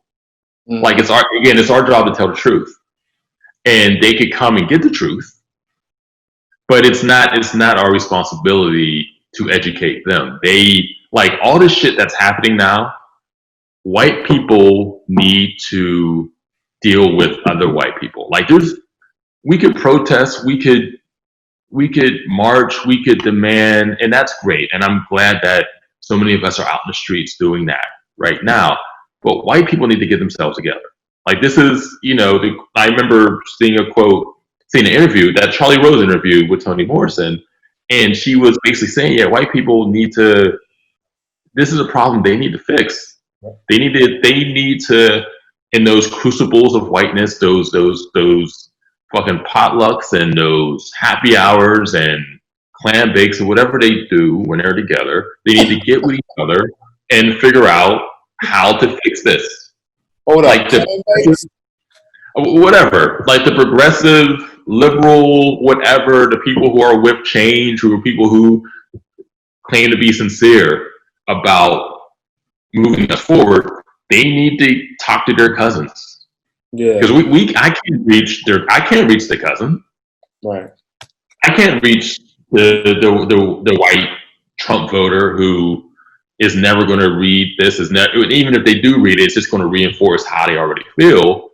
But that their cousin can reach them, their brother can reach them, their aunt can reach them, their homie from high school can reach them, and so white people need to but we can't. The point is, we can't. Right. And so if anyone can, it's going to be them. Dame, I'm going to tell you this. I've been seeing a lot of anti-racist white people, basically like the Generation Zs and the young people who are out there marching.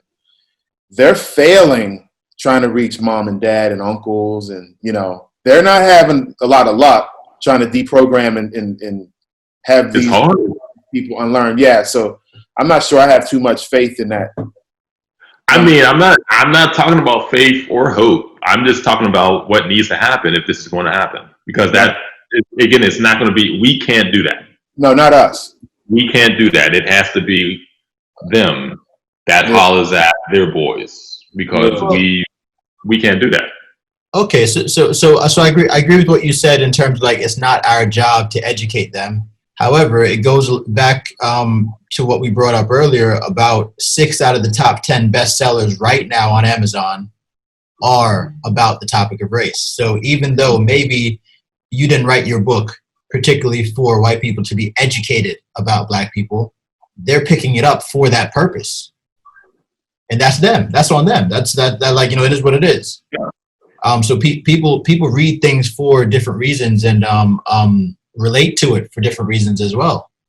Even some interpretations that we might get, as like, black people from your book, might be slightly different than what you meant, et cetera. So like, even like being able to talk to an author or it's your book signings, people get a lot out of that, like that in-person feedback, because that either justifies what they thought when they were reading it or gives them a different perspective straight from the author themselves. Well, I'm gonna I appreciate you saying that, and I'm going to rewind a bit, and I misspoke, because so the books at the top, I know a couple of the books that you're referring to. One is How to Be Anti-Racist by Ibram Kendi, who's a friend, and also Let's Talk About Race by, I always pronounce her name, White Fragility. And White Fragility, also by Robin DiAngelo. And so these are books that are written for white people. Those are books that are written with that intent to educate people, particularly white people, about race, about racism. So in that context, yes. Sometimes there are people who go out and intend to do this and intend to create work that does that. And again, these are academics. These are PhDs. These are people whose work is centered on that sort of education. These are educators. My book can offer a perspective about certain things, about blackness, about race, about racism, about white people, because white people need to read about white people too. White people need to study white people too, and not just white people in history, but I mean white culture. But they're not built for that purpose. Even though I recognize that it's going to serve that purpose for other people, I don't want to reverse engineer and inject intent where it was not. Now, if it happens, that's great, but that wasn't the point of me writing. But I do. It is true that there are some books out there written by Black authors, written by great Black authors. I mean, Ibram, I think, won a National Book Award for Stand From the Beginning, and so yeah, that does exist. We got a question just from the chat. We'll a comment first, and the comment says, "I'd rather non-blacks go ahead and read about it, as opposed to me having to tell them or them keep asking me, because it gets draining." Do you kind of feel that? Oh yeah. I mean, I'm glad I have a book. Read my book, man. Leave me alone. Read my book. Yeah, pay me my money. Go read my book. Yeah, that's a great way to start and end the conversation. If you want to read my book and then come back to me. The question part is, what are your feelings on the fact that HBCUs have lost funding because white people have taken curriculums to white schools to teach them, resulting in the loss of enrollments? Wow. That's a travesty. That's an awful thing. I'm gonna keep it 100. I am not as well versed in like educational policy and in funding and on that side of stuff. So there are people who could speak better than I can about this issue. But HBCUs have a valuable function, in our in our culture, in our lives, and to hear of them getting defunded or losing their accreditation, it's tragic. It's terrible. I don't know what could be done to reverse that. I mean, there are some, Howard's going to be fine. Spelman, Morehouse, Florida A&M, those schools are going to be okay, but there are a lot of other smaller HBCUs that just don't have that same sort of support. I mean, my sister went to Cheney. I'm not sure if Cheney still exists, or at least if it exists in the same way, if it still is accredited. And that's just one school. There are, many others that just within the last 10, 15 years have had that happen to them. That's a terrible thing. That's interesting because I had an HBCU question all lined up as well. It's very different than that one, and I was going to bring it up later, but I guess I may as well bring it up now since you just said what you said as well. It's not necessarily about deep policy things in terms of what do you think about this, but more so like when I was reading up about you and like your style. And when I asked you who's your audience, the reason why I asked that because it kind of like reminded me of like Dear White People, like that show. And it kind of reminded me of even way before that, A Different World. Whereas it's like, this is safe Black commentary that white people will be okay to read and not necessarily like be afraid or like think it's too militant or what have you. With HBCUs, like from the Different World perspective, it brought me back to, well, how would Damon feel in terms of, shouldn't they be doing things way before university? It's like, I feel like we hear about HBCUs too late. We have that conversation way too late about, why don't you get educated at a Black school?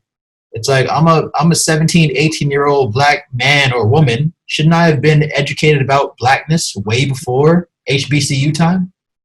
Or shouldn't they be talking to elementary level students like in a Blackness kind of way?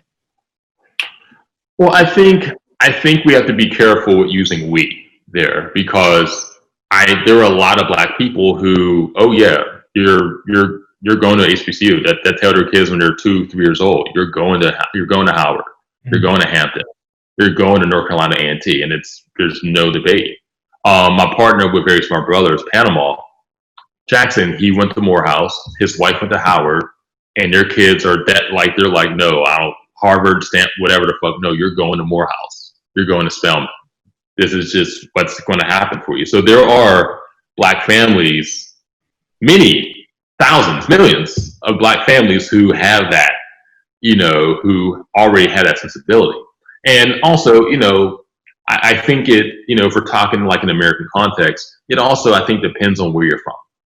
Because I think that thought is a lot more prevalent in the South. Yeah. Because there are a lot more HBCUs, and a lot more prominent HBCUs there. Whereas, in Pennsylvania and New York State and the Mid-Atlantic, you just don't have as many Black colleges and traditional, historically Black colleges and universities there.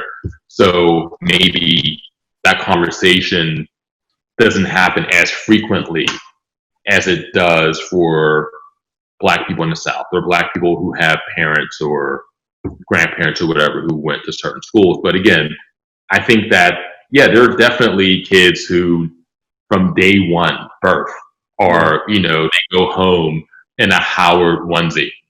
Yeah. I don't think my daughter has a choice. She's definitely going to go to a CU. I've processed that for a long time. I'll say this really quickly. If I had to do it all over again, basketball is the reason why I went to Canisius College. Yeah, this was my question. What do you say? That was my question. Keep going. I was going to ask you. Yeah, I have no connection to that school. Like, I went back there for the first time in 20 years last year to give a book talk. They invited me as part of my book tour. But I have, like, when I see, all my boys all my homies who went to HBCUs and how excited they get about homecoming and how connected they still are with the people they went to school with, yeah. I get a bit of FOMO with that, and I'm thinking, I wish I had that. I wish I had that experience. And for me, college was just a place that I went. And then when I was done with it, I left and I came back home. Like I have no connection to Canisius other than a degree and like some Facebook friends, really. And so that's the sort of thing that seems to be developed more for us in the HBCU context. Yeah, and that's the thing. Yeah, that's the thing that I kind of envy. Definitely envy. Mm-hmm. Yeah, I mean, if you live over here, this is HBCU world, you know. Mm-hmm. Yeah, this is fraternities and sororities and everything, and it's a beautiful thing, man. Yeah, we actually our podcast, Global Brothers, we covered the what is it called? I don't want to say inauguration, but the chapter of the Qs, Omega Psi Phi.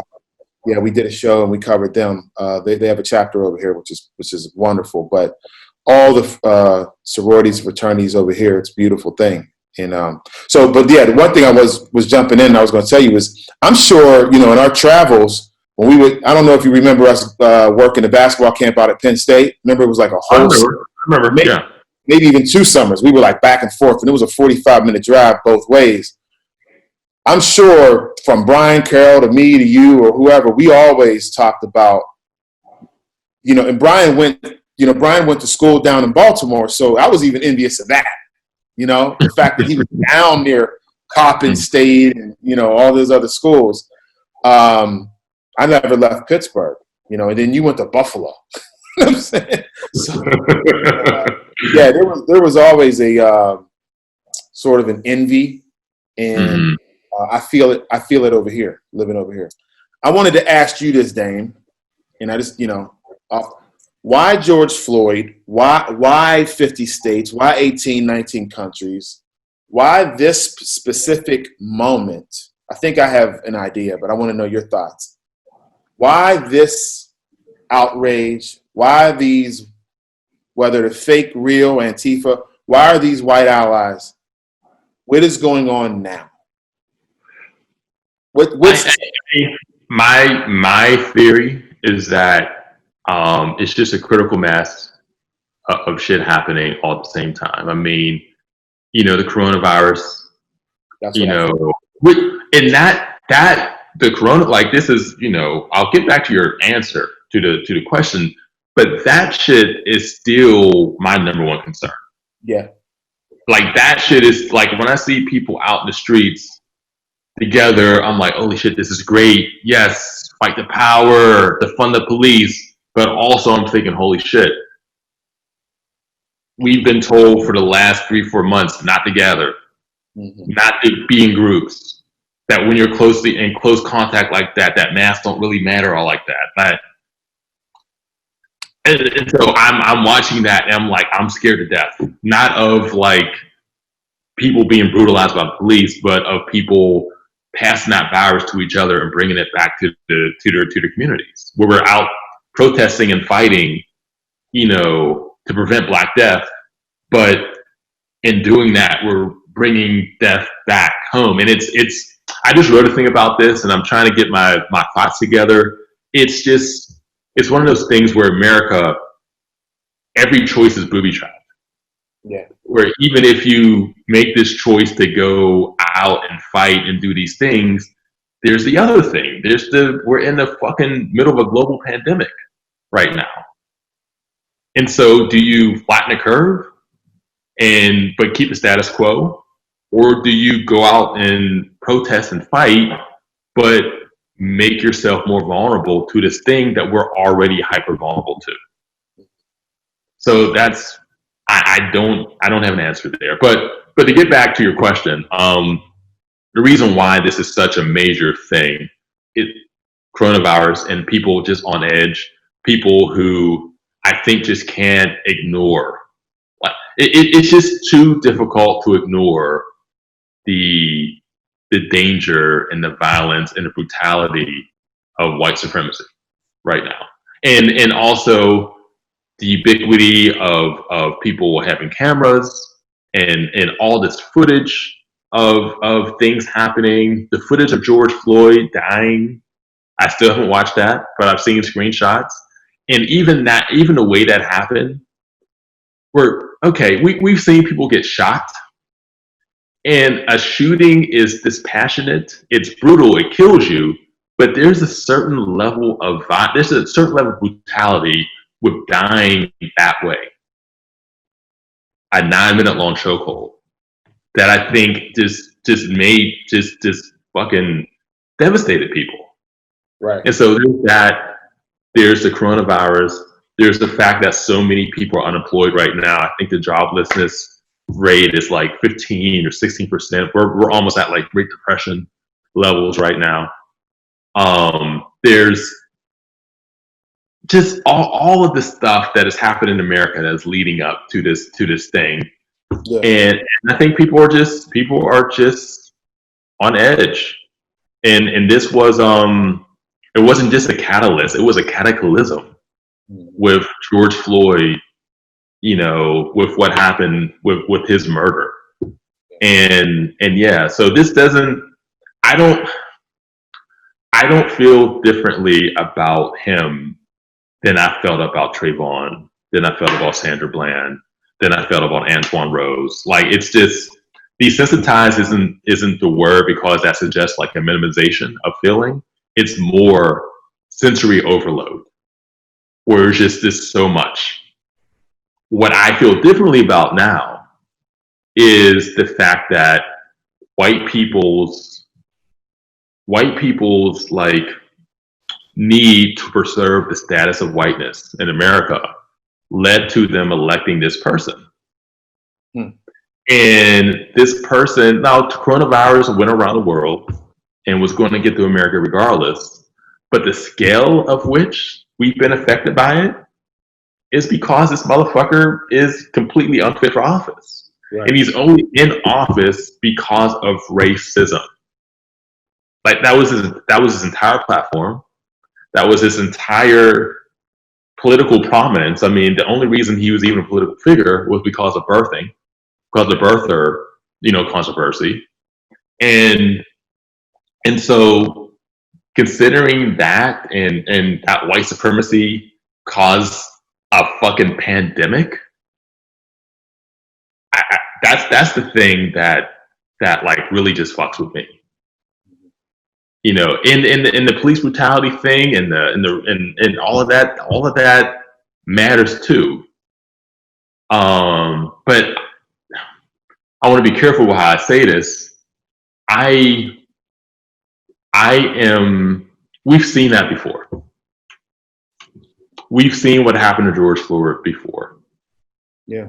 And I think what's different now is recognizing that, holy shit, this isn't just like white supremacy can end the world. This isn't just a thing that is going to fuck with your day to day. This is a thing that, if it continues, could end us as a fucking human race. And I think that point, and that's the point that Tennessee Coates builds to, and in the world, between the world and me, that's the point that he's building to. That this isn't just like an American thing that that we have to contend with. This isn't just like a racism or police brutality, a microaggression thing. This is a thing that could end us if we allow it to continue to go and continue to grow. And so I think that feeling, even though people might not articulate it, I think that people are starting to kind of realize that this shit, we just can't. We can't. And white people are realizing that, white supremacy hurts them too. Yeah. As I said in the beginning, it's not just a thing that fucks with black people. It's a thing that, I wrote a piece yesterday, and the title was, the police would rather kill white people than stop killing black people. Yeah. And we've seen that. We've seen elderly white men getting pushed and shoved and cracking their heads open. We've seen this white woman who's an author who I was a fan of her work. She got her eye shot out by a rubber bullet. Like, they don't give a fuck about you. They don't give. White supremacy matters more than white lives, which is a crazy thing to actually say. But the I don't know. But the concept and just the structure and and the power of white supremacy supersedes individual white lives too. And I think some white people are starting to wake up to that fact as well. And so with all of that shit happening, now you have what's happening. I said it happening like 8 times in that sentence. Mm-hmm. Yeah, I've always said that there's white sacrifices, and they'll do anything to maintain. They'll do anything to have an edge. We're from Pittsburgh, and I've seen them do anything to get Steeler tickets. You know, like if their white daughter, brings home Hines Ward or Jerome Bettis, they're like, all right, they'll sacrifice their daughter to get season tickets. Like, I mean, the whole point of Get Out. I mean, that was one of the subplots, is that this family was pimping their daughter out for years to bring black men home to do that stuff to them, and there were like 15, 20 of them and they were fine with it. Yep. So. Wow, that's actually a subplot that I peeped it, but I didn't peep it. But now I peep it. We got a question from the room. They say, would you consider yourself a feminist, and how do you weigh in on the gender warmongering in the Black community? Good question. I do, and I want to say that it's a complicated answer because I believe, okay, so I could see a little bit of the chats, like I could see the questions when they're asked and then they disappear from my screen. And I saw a question pop up about 15 minutes ago about what books would I recommend to young Black men. And all of the books that I would recommend are written by Black women, by Black feminists, by Black queer people, by Black, whatever, because I think that I think that education needs to start earlier, in terms of developing that perspective, developing that empathy, developing, recognizing that privilege actually does exist, and so if there was like a 15-year-old brother who approached me about what to read, I'm going to recommend Imani Perry. I'm going to recommend Brittany Cooper. I'm going to recommend Toni Morrison. I'm going to recommend Sarah Bloom. I'm going to recommend, Bell Hooks. Maybe Bell a little bit later because Bell's a little intense. You need to build up. The Bell. Maybe Samantha Irby. Maybe all types of Black women. Bossy Ekpe. Nafisa Thompson Spears, who are writing and creating and examining, in a way that, to be honest, surpasses the stuff that we're doing. It does, and I would tell any young brother that, if you really want to understand the world, if you really want to be a better person, you need to consume this first. Don't just spend your time reading books written by Black men to other Black men. No, read these feminist texts, because the thing is, and I think there's a misnomer, and I equate it to how white people sometimes feel about racism and white supremacy, where they believe that if we end white supremacy, then that means it's going to be Black supremacy. And no, we just want equality. We just want equity. We don't want to, most of us don't want to subjugate. I don't want to oppress. I just want to be free. I want revenge. I'm kidding. And I think that a misnomer that a lot of brothers, and some Black women, but a lot of brothers have with the concept of feminism, is that they think that it means that you hate men. They think that it means that women don't have a use for men, or want to kill men, or want to replace men on a certain social hierarchy. And what all it's asking is for freedom. is for just the ability to move and to exist and to be free in a way that, you know, women aren't able to be free, you know. And it's, you know, just getting into the concept of privilege, you know. Yes, I'm black in America, and so white people in America have privilege. It doesn't mean that black people can't survive or thrive or succeed or whatever. It just means that there are less obstacles in my way. There are less obstacles in their way than there are in mine. That's all it means. Yeah. It's like you're running a race. I'm running a race with hurdles. Mm-hmm. I might still be faster than you. I might still win the race, but I have to jump these hurdles too. Right. And that's kind of how privilege works. And I think that, you know, it can be difficult for young brothers and for older brothers sometimes to understand that women, black women, face the same racism that we do. They face the same oppression that we do, but then you have the sexism and the misogyny and the sexual violence and the domestic violence on top of that. Constantly. Yeah. And they get it before they're thinking about sex. Like, yeah, they get it when they're not even developed. I mean, it's so, like, it's so entrenched in culture sometimes that a lot of us, you know, I mean, we taught at Wilkinsburg. We knew that there were like grown men that were dating some of the kids there. Yeah, yeah. We knew that. Mm-hmm. And patriarchy is so fucked up where you know, if you're not hip to the game, you look at a situation like that and you're like, oh well, she just likes older guys, and you're not thinking of that guy as a predator. Mm-hmm. You're thinking, oh, this 15-year-old is fast, and you're not thinking, oh, this 25-year-old is a fucking criminal for doing this. Right.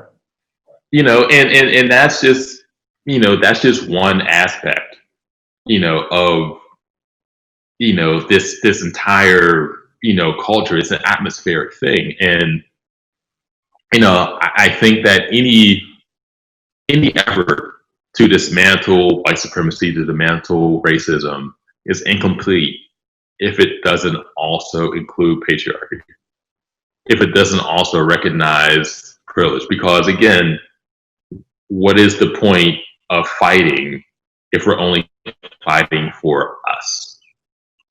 And, you know, and to keep it 100 too, I mean, we're talking about George Floyd right now. George Floyd has been, again, a catalyst for this uprising that is happening around the world.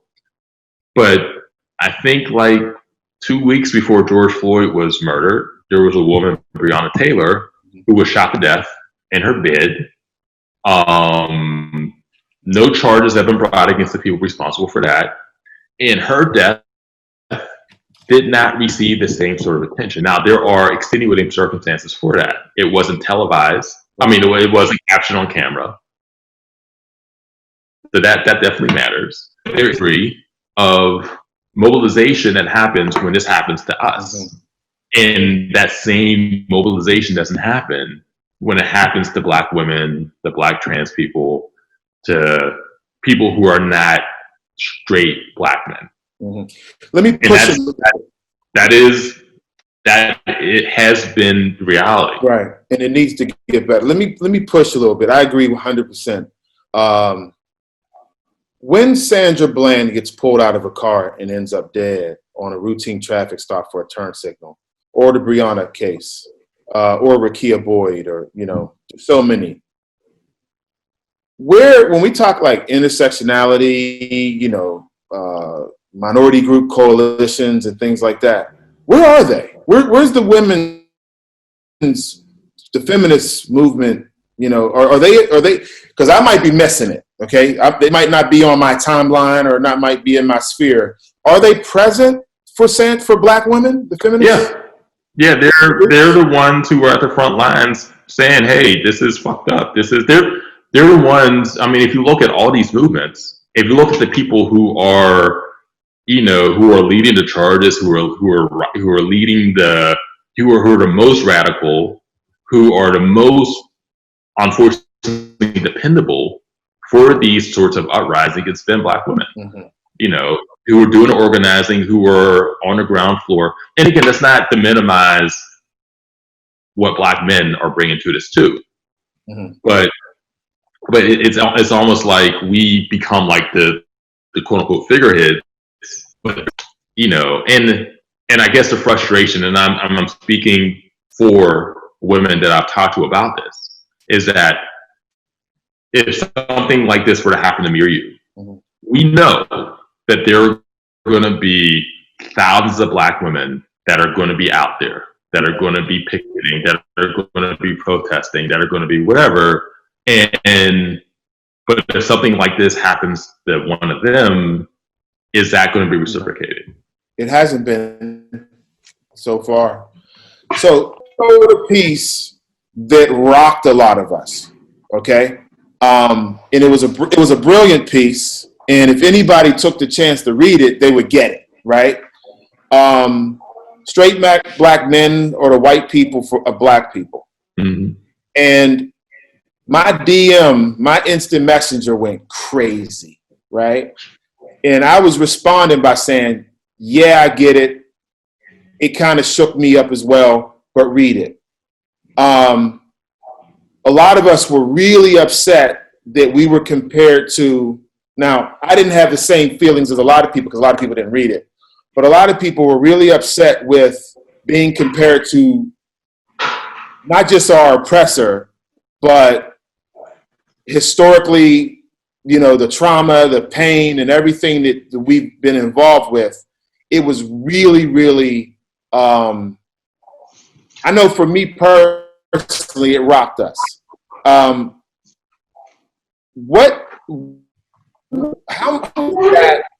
much did that have an effect on you? The fact that some people missed it. They missed the point. I mean, I really work.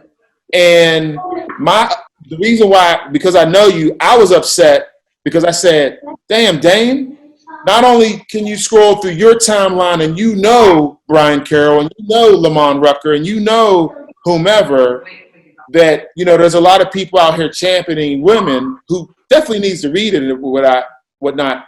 But there's Black women who was like, yup, they ain't shit. And they ain't read the article either.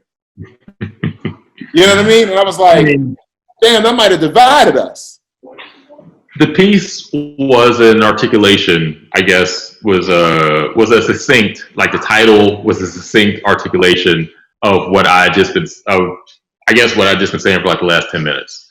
And like all analogies, analogies aren't perfect. Like, for instance, if I were to say Keith is the Michael Jordan of waffle making, what would that mean?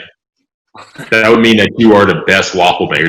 That doesn't mean that you are literally Michael Jordan making waffles. It just means that you are good at making waffles. Right. And so the analogy was not saying that Black men are white men or anything like that, but that if you look at the way status and privilege works, that within our community, we hold a certain privilege. And that's really all the piece was saying. And well, hold on, real quick. But you had to read the piece. Yeah, you had to read the piece. And it's funny that there are people who still hit me up on Twitter angry about that, and I'm like, yo, this piece is 3 years old now, and there are like I've written 2,000 things since then, and the only time I think about it and are angry about it. And I could, but the thing is, I can take that. Yeah. I know that if you do public writing for a living, and if people disagree with a thing, and particularly a heated topic like that, they're going to come at you, and I'm fine with that. Yeah. What I'm more upset about is that I'm not upset that people are upset with me. I'm upset that these people who are upset with me exist in the world and take that sensibility and take that mindset and have to interact with people. Like if you are so if you get that upset with me about this piece, how are you treating the people in your life? It's the same thing that's going on right now, right, with white supremacy. Yeah. But And then, so I've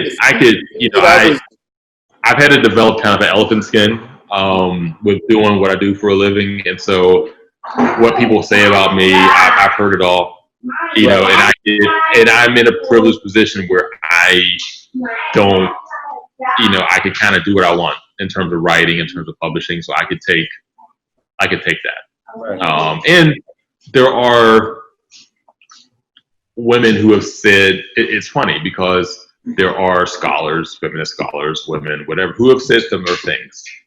And on one hand, are kind of felt a certain way that I got all this attention for saying the thing that they've been saying for years. But on the other hand, we're like, well, I appreciate you saying that because maybe a man saying it might make other men listen. And you could take the heat instead of us taking the heat. Maybe you could take the heat for this for a little bit. Yeah. And I'm fine with that. Right. So was it divisive with those women? I mean, were they, you know, did they think that, you know, I mean, you should have been applauded. Like I said, the piece, if read, was brilliant. But I was upset, extremely upset, because I was like, damn, I've been deprogramming me personally, right? And that's typical, right, for us to be individual and not look at the big picture. But there was a lot of us in the community who have been working hard as hell to peel off layers and to read that and go, come on, bro.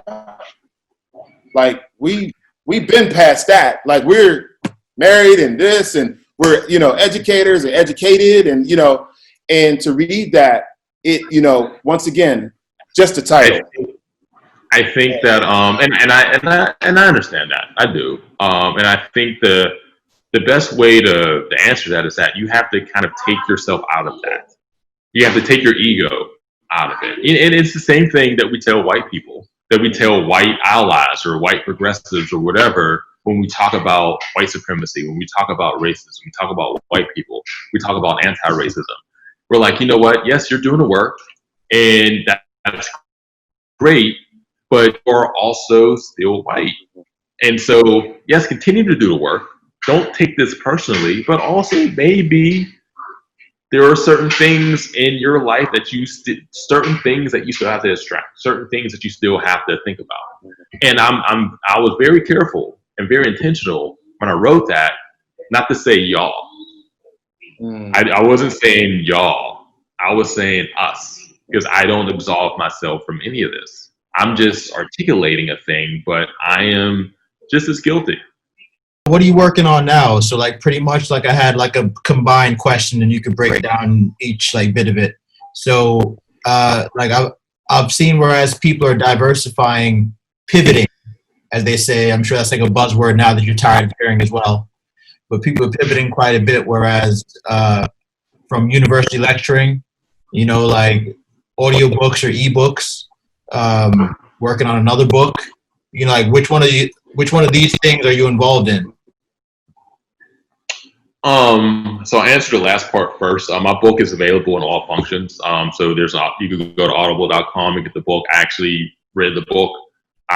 So you're going to hear my voice when, you know, if you were to do that. It's any way you could buy a book. My book is available.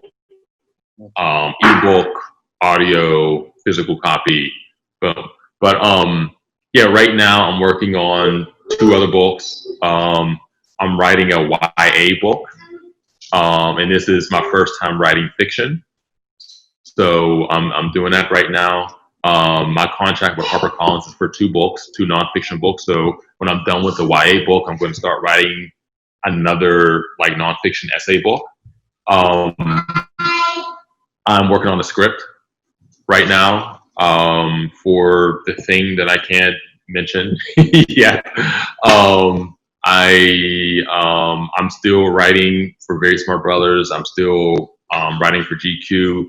Also been writing now for the New York Times, so I'm still writing essays. So I'm always writing, and I know that there are people who kind of use writing or think of writing as a conduit to do something else. Like, okay, I'm going to have this book, and then I'm going to use the popularity of this book to become like a pundit, to be on MSNBC or to be an anchor or be on TV. Those things are great when they happen, if they happen, but writing is my thing. Like, I want to continue to write. I want to continue to just get better at this. There's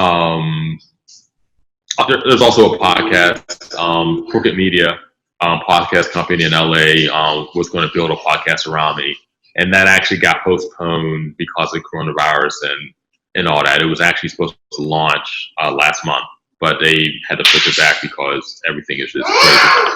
So yeah, that's what I have going on. You got your plate full even in this time, man.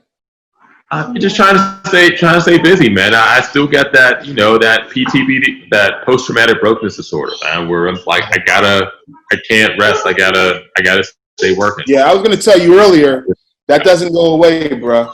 I mean, I know, I'm a few years older than you, but it does not go away. And you know who really has it? I mean, they're the same as we are, but millionaire athletes, man, millionaire guys out of poverty, they have it big time.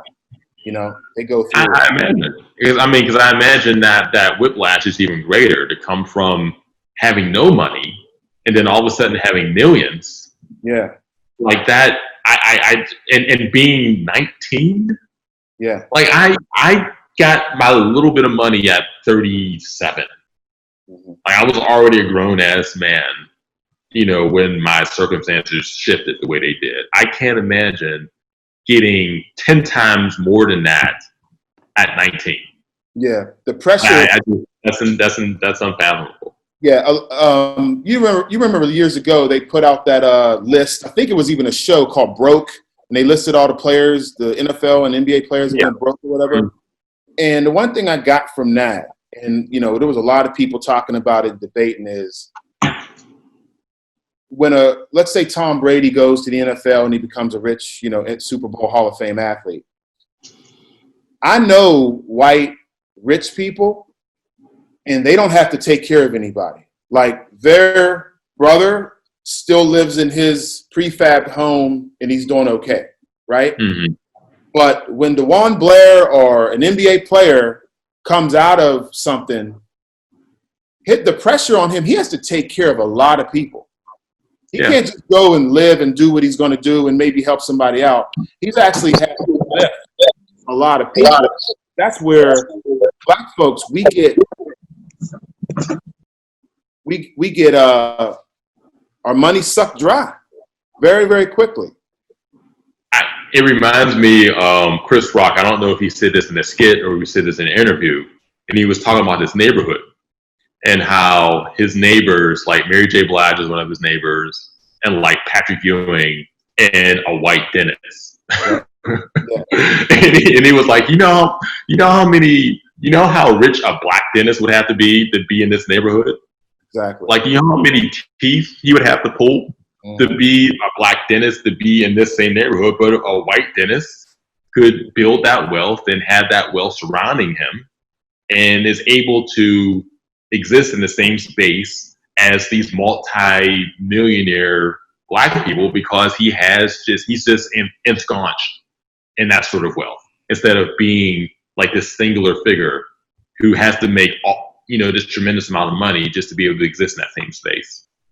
So yeah, that's the reality for us in America, where even if there are some of us who come from wealth or who have an upper middle class background and family or whatever, those Jack and Jill ass niggas, but most of us aren't that.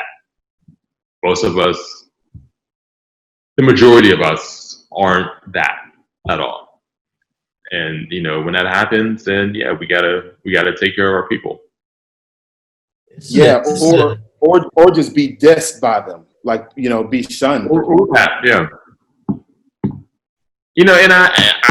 And the thing is, I would rather I'm glad that I'm in that position where I can do that, because I would rather them get it from me than have to go to Money Mart or have to have some sort of predatory loan situation happening. So I'm glad that I'm in a position where I can help.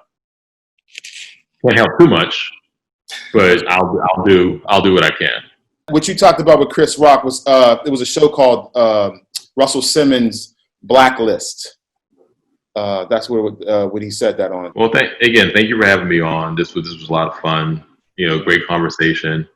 Thank you, Marlon. It's great meeting you. I appreciate your questions, and everyone who tuned in to, I don't know what time it is, wherever. I guess people all over the world. Global. Got Luxembourg. Global brothers, man. Global. Yeah. So wherever you are in your part of the world, thank you for coming out and being here. Okay. This is great, and maybe I'll be back. Hey, let us know your social media handles and where they can get the book and all that good stuff about following up with you. Yeah, my book, What Doesn't Kill You Makes You Blacker, is available wherever books are sold. So you can get it from Amazon, but I would prefer that you got it from a local Black bookstore if you could, like Uncle Bobby's in DC, Source Booksellers in Detroit. If you can't do a local Black store, you could do one of the independent stores, City of Asylum in Pittsburgh. There's so many. You can also do Barnes & Noble too. And you can follow me at Damon Young VSB on IG, on Facebook, on Twitter. I'm also Damon Young VSB, and also I tweet from Very Smart Bros too. So yeah. Mahogany Books in DC too. Mahogany Books in DC is another. Mahogany, yeah, they've been awesome. They're another great bookstore. All right, thanks everybody for tuning in. As we always say at this time, live global and prosper. Peace. Peace. Check us out on YouTube, Global Brothers Podcast, and please subscribe and share and continue to support good content. Thanks everybody. Mr. Worldwide.